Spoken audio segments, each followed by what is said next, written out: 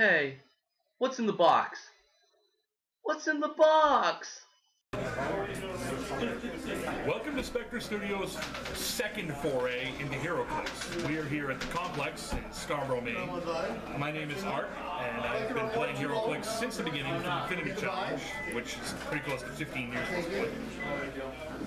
I am the venue volunteer, judge, whatever you want to call it here, and we're gonna do some HeroClix unboxing. My name is Steve. I've also been playing since Infinity Challenge, so just like Art from the very beginning. I am the assistant judge at the complex, and today, got Trinity War. We have a whole unbroken, unopened case to look into. I look forward to pulling out a whole lot of Justice League Dark, maybe some Justice Leaguers like Batman and Wonder Woman, but a lot of those Mystic guys I'm looking forward to. So. Inside joke, Art's not a big DC fan. Not a huge DC fan, although the Justice League Dark people are pretty cool.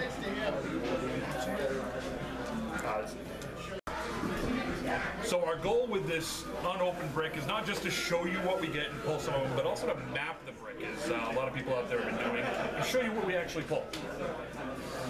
So, expectations from the set. Obviously, there's the Justice League in there. As Art mentioned, there's there's sub-theme Justice League Dark, as well as the Sins, which some may be aware. There's resources that go with this set, the Rock of Eternity and Pandora's Box. Now, this is the resources you can get as an incentive through your local retailer. You have to buy a case first, and then as an extra incentive for buying the case, I think it's like $20 or something like that extra. Check your local retailer for an exact price. We'll get you the resources. The resources in the boxes, there will be little sins that will go on these resources, similar to the rings from the Iron Man set. But also the chases in this set are sins as well. Big sins. As opposed to little sins. Also as well, this is the very first set with an ultra chase, the White Rabbit. Chase the White Rabbit. Chase the White Rabbit. It should have been a dragon. Anyways. So, as Art said, we got one case to open now, and we'll also be running our sealed event tomorrow, and we're going to take the opportunity to map what we get out of the sealed event tomorrow. So, at the end or some point in, we'll edit in what we get tomorrow. I have no idea what we're going to get tomorrow, but you're going to know. So, when we say mapping the brick, what we mean is we're going to take out the bricks of this case, and we're going to open up, we're going to keep them sealed in the big package that they come in. And we're going to open them from the bottom, we're going to pull, and we're going to be able to show you exactly what packs, where in the brick they are, that you get super rares, chases, or sin relics. Is this definitive? Is this for sure that if you go into another store and you go pick the second in from the left that you're going to definitely get a chase? No. That is not what we're saying. But maybe the chances are better if you do pick that second one in from the left that we pull the chase out of. Who knows? That'll be funny if it's actually the second one from the left. Could be. So we're going to get to opening, show you what we pull, and give you the results of the brick. Let's get opening. So, we have cracked open the bricks, we have figures, they're cool, they're sweet. We have a breakdown of what we got from where. Let's just say I think Batman's the winner. Batman is definitely the winner. Based on what we found, if you got $13 in your pocket and you can only get one pack, and you have the option, buy a Batman pack. Unless you want to sin, because it looks like all of our sins came from Green Lantern packs. We got 5. All 5 came from Green Lantern packs. So that's an interesting little dynamic there. It breaks right down to it. We got 6 super rares, 4 out of Batman, 2 out of Green Lantern. We have 2 primes, both out of Batman. Out of a brick, out of a case, we also got 2 chases, oddly enough. We were only expecting 1 chase and 1 prime. We got 2 chases, and again, Batman. And we got 2 primes. And 2 primes, both out of Batman. Yep. And so now, what we mean by Batman is, if you look at the 2 packs, you see you put them together, and you got Superman in the front. I voted for Superman right, Superman left, but that gets confusing. Can get confusing. So Batman and Green Lantern is how we're referring to the 2 packs. So the Batman pack, you see Batman on the front. That's definitely a based on our findings, a better chance at something quote unquote good. Do you want to tell them where you found the primes? I mean the chases. The chases, ironically enough, and to be fair, we recorded the intro before we opened our packs. The chases all came from the second in from the left in the back row. So if you're looking at a case, you got your 5 packs. This one right here, second in from the left. He's going to buy a lottery ticket. That's where the chases go. Or that's where both of our chases came from. Which were both Batman packs. Both Batmans. So you want to talk about your bottom 3? My bottom 3, yes. I have to start with Killer Frost, just because I can't stand the use of resculpts from other sets. If this is not Dagger, I don't know what is. I mean, come on. It's, I mean, with the exception of the little this on the back. Got a cape. Yeah, I kind of agree. I'm not impressed with the resculpt. Second bottom 3 is Madame Xanadu. It's not that she's a bad figure. I just, for what she does, 81 points. Yeah, she's a mystic. Yeah, she's got prob, outwit, but 81 points is just, it's a lot. And sort of similar to my problem with Dr. Crane here, 93 points. Precision Strike is everywhere. Shape Change and Mastermind are going to be useless. Yeah, he's got a great attack power and the ability to put the extra tokens on and poison, but for what he does, 93 points, I'm not liking it too much. And you know, kind of going with that, the first one I'll take out of my bottom 3 is Dr. Sylvania. He's got a cool trait that says friendly characters with secret society supervillains ignore mystics. Now that's cool, but how many more secret society and supervillains are you going to be able to fit on a team when you're soaking up 83 points with him? He's not an attacker. You know, yeah, he's got some psychic blast and, you know, some stealth, but I'm not impressed by him. The point value, again, like you said, is just too high a points for what you're going to get out of it.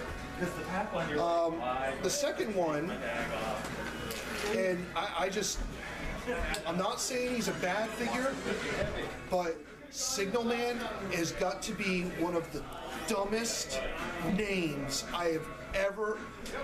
I mean, Marvel's got some dumb names. DC's got dumb names, but this Signal Man, I expect him to be sitting here. I don't know why he's got a cape. I expect him to be sitting here with like signal flags, doing like, you know, on the deck of an aircraft carrier or something. Might be a better costume. Again, you know, he's got a neat trait. You know, beginning of the game, choose a combat symbol other than boot, fist, shield, or burst. And when an opposing character with the chosen symbol is targeted by mind control, modify the character's defense value by -1. Or if Signal Man is the attacker, -2. That has got to be one of the more useless traits. It just does not impress. And now I'm going to catch a lot of flack for this, but I have my reasons. My other bottom is Green Arrow. Now, let me defend this by saying there was another release of this set, the Gravity Feed. It had 10 figures in it, Green Arrow being one of them. The Green Arrow they put in that Gravity Feed is ridiculously awesome and so ridiculously gross. It's not even funny. And then in the main set we get this, which is awful, but he's not good. He's not awful, but I mean, no precision strike up front like the Gravity Feed. Does not have the attack values the Gravity Feed does. And you're paying a lot for the 1 in a million shot trait. Yeah, on the very, very last click, he gets this power that says it's a 1 in a million shot. He can use range combat expert. I'll read it directly. Once per game, give Green Arrow a power action. At the beginning of your next turn, he can use range combat expert as a free action to target any character occupying outdoor terrain on the map. Here's the thing. This power comes on his very last click. The power says on the next turn he can do this. So he gets to that point, you give him the power action, you declare your shot, your opponent has an entire turn to kill him, and that never get that shot off. And they only got to do 1 click of damage. He's got no reducers, he's got defense of 15. I'm sorry. The gravity feed is better.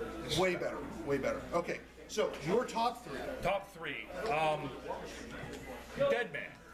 You look at his stats and everything, he's not all that awesome, but he's good. I really like the mechanic. I really like that he's not possessing another figure of your enemy. He's not possessing one of your figures. He's possessing random locals in the area. And just the cool mechanic of hopping between bodies for Deadman, and well, hey, it's Deadman. He's pretty cool. That kind of goes on to the next guy. How can you not like Black Adam? And I feel like this Black Adam feels like a lighter weight version of the one we got back in, because it was Crisis or Superman? Superman. With Superman. He's a lighter weight, but he does all the same stuff. He does it well. He does it really good. And it's an awesome sculpt. I mean, he's got that lightning going on. Hey, he's not holding a world championship.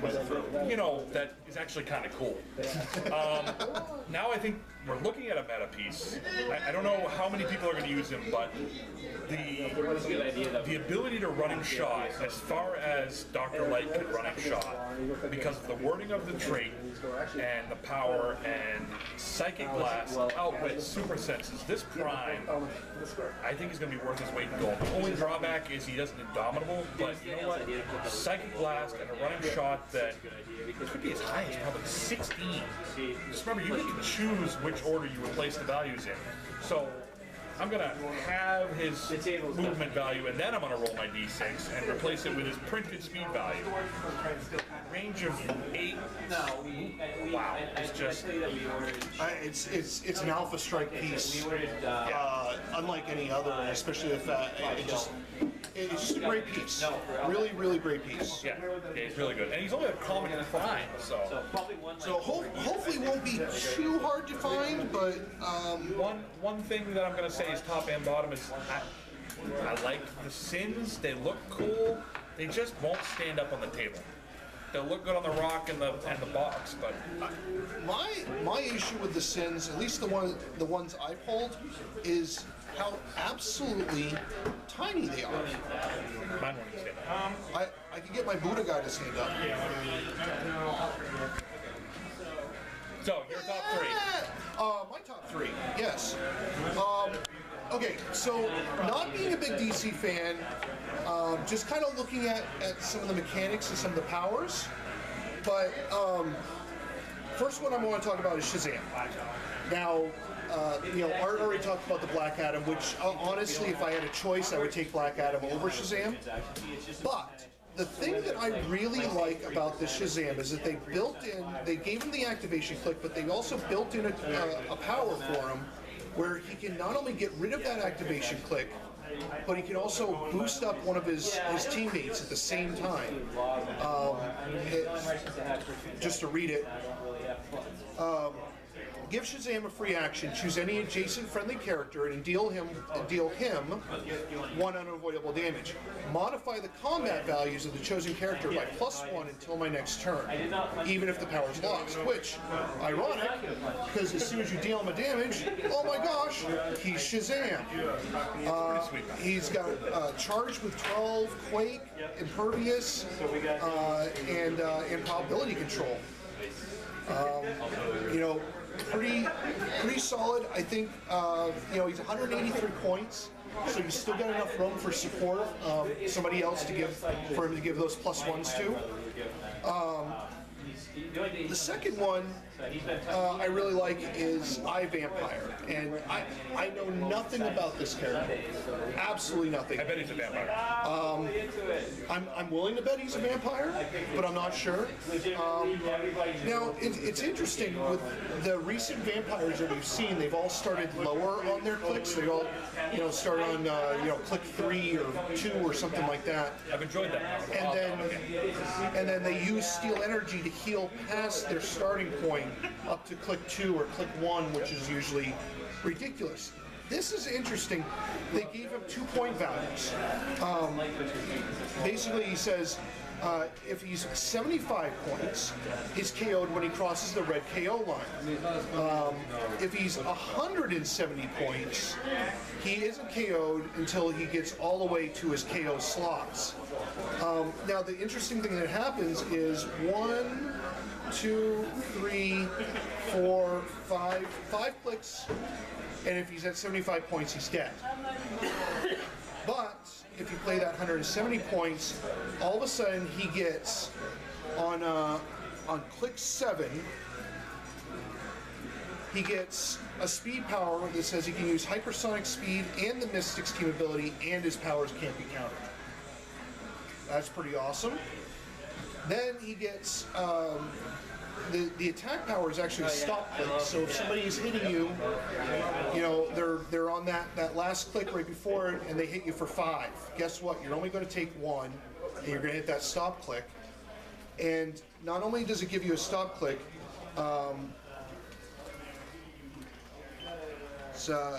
yeah. Know your powers, man. Know your powers. Yeah. Come on. But you also get a damage power that says he can use probability control and give him a power action and heal each adjacent friendly character 1 damage. Sure.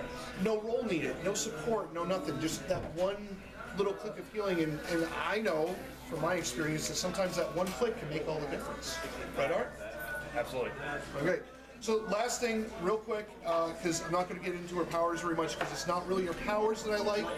I love the sculpt, but I love the mechanic, this trait that she gets where basically you get to choose whether she starts at the front of her dial or she starts at the back of her dial, which the back of her dial obviously is a little bit more support orientated, whereas the front is a little bit more attack.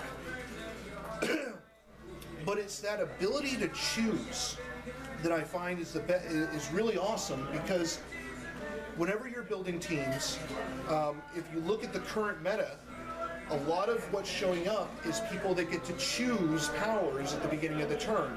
Your weaponers, your engineers, and there's a couple other guys in there. I'm drawing blanks too, but the ability to choose your powers that you have can make or break a game in that right moment. So just for the versatility, she's going to be in my top 3. So there's the unboxing video. I hope this has been a different unboxing video than any of the others that you've watched. We'd like to think that we're the first to kind of map out the brick like we did. And, hopefully for the next set, which is... Avengers Assemble. It's Avengers Assemble. Oh, God. I personally will at least have 2 personal cases for that, so there's a lot more to map. I'm going to mug him as he's coming out of the store and take his 2 cases. I'll still have 2 cases to map, so you won't know about that till after the videos are filmed, so better for you. But, so thank you very much for watching, and I hope this has been informative for you. I'm Steve, this is Art. Have a good one.